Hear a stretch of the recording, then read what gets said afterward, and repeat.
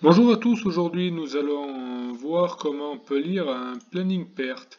Alors pour lire un planning perte, c'est très facile. Je vous rappelle qu'on a début au plus tôt de la tâche, fin au plus tôt de la début au plus tard de la tâche, fin au plus tôt de la tâche, fin au plus tard de la tâche. A par exemple. Pour la tâche B, ce sera pareil. Donc si je prends ma tâche A, début au plus tôt, on est bien à 0. Début au plus tard, on est bien à le 0 rouge. Fin au plus tôt, on est bien à 30. Et fin au plus tard, on est aussi à 30.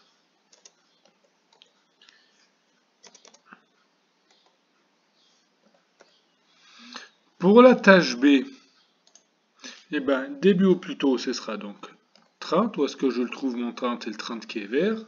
Début au plus tard de ma tâche B, c'est le 30 qui est vert. Fin au plus tôt de ma tâche B, c'est le 120 qui est vert. Fin au plus tard, c'est mon 120 cette fois qui est rouge.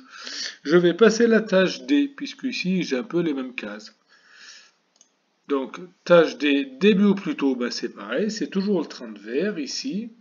Fin au plus tôt, le 30 qui est rouge cette fois. Début au plus tard, pardon. 30 qui est rouge. Fin au plus tôt de la tâche D, 40 qui est vert. Et fin au plus tard de la tâche D, ce sera donc le 200 qui sera en rouge. Pour les tâches C, on va faire pareil, même opération. Donc 120 en vert, début au plus tard 120 en rouge, fin au plus tôt 150 en vert, fin au plus tard 210 en rouge. Je vous laisse compléter pour toutes les cases. Je vous remercie et à une prochaine vidéo pour le calcul de marge dans mon tableau. Merci.